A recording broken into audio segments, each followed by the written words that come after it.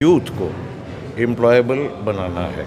और इसके लिए एक तो MOU तो हम कर ही रहे हैं JUT के साथ में। उसके अतिरिक्त जितने एफिलिएटेड कॉलेजेस हैं उनको भी हम अपना एफिलिएटेड सेंटर बनाना चाहेंगे।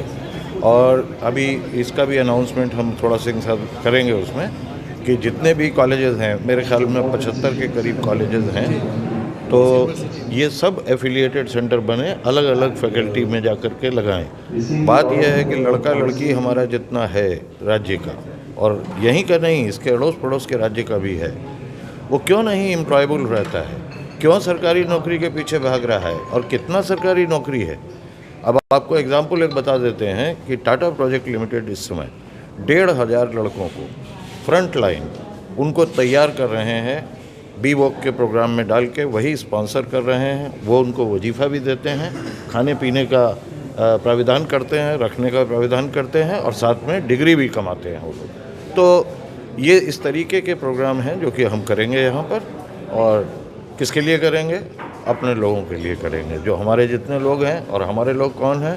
पूरे हिंदुस्तान के लोग हमारे लोग हैं, ठीक है ना। जानते हैं कि नहीं, ये construction industry development council planning commission के अंतर्गत आता है, नीति आयोग के अंतर्गत। और इसमें आप देखेंगे कि भारत को स्किल्ड फोर्स के रूप में तैयार करना है। आप पूरे वर्ल्ड में जाके देखेंगे तो हम लोग बड़े संस्थान की बात करते हैं, IIT IIM होने चाहिए, लेकिन इनोवेशन तो स्टार्ट होता है नीचे लेवल से। तो अभी इंडिया जो आगे बढ़ रहा है, थर्ड इकोनॉमी हो गया की तरफ आगे अग्रसर है, 4th पर है। और सबसे ज़्यादा आप देखेंगे जो कंस्ट्रक्शन होती है, कंस्ट्रक्शन इंडस्ट्री किसी भी डेवलप्ड स्टेट का, डेवलप्ड कंट्री का बैकबोन होता है। तो टेक्नोलॉजी बदल गया, जो कंस्ट्रक्शन के पुराने टूल्स थे अब नए टेक्नोलॉजी आ गए, 3D आपका जो प्रिंटिंग आ गया, आपका IoT आ गया, रोबोट्स आ गया, प्रोजेक्ट को मैनेज करना है, सस्टेनेबल डेवलपमेंट है, वेस्ट को कैसे मैनेज कर रहे हैं, उसके लिए मैन पावर का ह्यूज कमी है। सिर्फ भारत में ही नहीं, आपको अच्छा ये लगेगा कि पूरे विश्व में पहला आदमी चाहता है कि कोई भारतीय कंपनी आकर वहाँ काम करे, क्योंकि वो पॉलिटिक्स नहीं करेगा ईस्ट इंडिया की तरफ कब्जा करने के लिए। तो भारत पर पूरा विश्व डिपेंडेंट है कि हमको भारतीय कंपनी यदि उस स्किल्ड फोर्सेस के साथ आता है, उनको लोग प्रोजेक्ट देना चाहता है। जैसा कि अभी DG साहब के आपने स्पीच में भी सुना कि बहुत सारे कंट्री जो हैं अभी वहाँ प्रोजेक्ट स्टार्ट होने जा रहा है, वार से अफेक्टेड हैं, इंडिया भी उसमें अब प्लेयर है। अभी 21वीं शताब्दी के इंडिया है, इसलिए बहुत लोग ईर्ष्यावर्ष आप देख रहे हैं, टैरिफ वार चल रहा है। सबसे पहले आपने 3 इडियट मूवी सुना था ना, कि दोस्त फेल कर जाता है तो ख़राब लगता है, लेकिन उससे ज़्यादा ख़राब लगता है यदि टॉप कर जाता है, हैं? तो इंडिया अब राइजिंग स्टार है, जिसके कारण लोग ईर्ष्यावर्ष।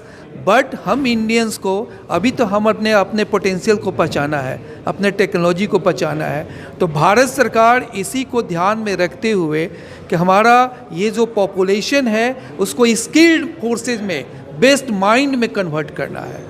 तो हम लोग जो डिप्लोमा के बच्चे हैं या इंजीनियरिंग के बच्चे, एक फॉर्मल डिग्री मिलेगा, प्लस मान लिया जाए कोई मैट्रिक पास ही है, नॉन मैट्रिक है, उनको सर्टिफिकेशन प्रोग्राम दिया जाएगा, छोटे छोटे कोर्सेज का दिया जाएगा। वहाँ आई का फाइनेंस का नौकरी रहेगा, कोई भी बड़ी मेट्रोज आपके पास आती है तो एक तो टेक्निकल डिग्री मिलता है, एक नॉन टेक्निकल भी आपको पास जॉब मिलता है। तो इस सारे के लिए झारखंड को, साहब को हम लोग धन्यवाद देते हैं कि इन्होंने ईस्टर्न जोन को आइडेंटिफाई किया, चूँकि यहीं के रहने वाले हैं। बोले कि सिंह साहब, तो झारखंड यूनिवर्सिटी ऑफ टेक्नोलॉजी वो सारे सर्टिफिकेशन प्रोग्राम को CIDC के साथ मिलकर और मेकॉन के साथ मिलकर स्टार्ट करेंगे। आज की जो गोष्ठी हो रही है इसका थीम है नई और उन्नत टेक्नोलॉजीज़, और आप देख रहे होंगे उसके साथ साथ डिस्प्यूट रेजोल्यूशन पे बात होगी और प्रोक्योरमेंट सिस्टम पे बात होगी। पर जो भी चीज़ कंस्ट्रक्शन इंडस्ट्री, निर्माण उद्योग जो है, आपकी जो संस्था है जिससे हम लोग आए हैं दिल्ली से, उसका नाम है निर्माण उद्योग विकास परिषद, जो अंग्रेजी में हम लोग कंस्ट्रक्शन इंडस्ट्री डेवलपमेंट काउंसिल को। और मेकॉन जो है वो अग्रज संस्था है जो कि डिज़ाइन, इंजीनियरिंग और कंसल्टेंसी के क्षेत्र में काम करती है।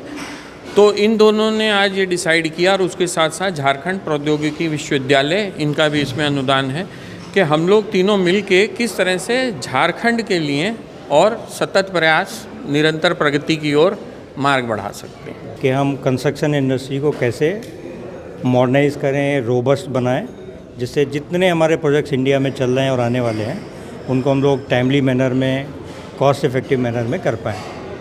और यही हमारे प्रधानमंत्री जी का विज़न भी है कि 2047 तक विकसित भारत बने और आत्मनिर्भरता आए। तो उसी दिशा में क्या क्या पॉलिसीज़ हम लोग बनाएं, कैसे हम लोग कोलैबोरेट करें, उसी के लिए हम लोगों ने इस कॉन्फ्रेंस का आयोजन किया है।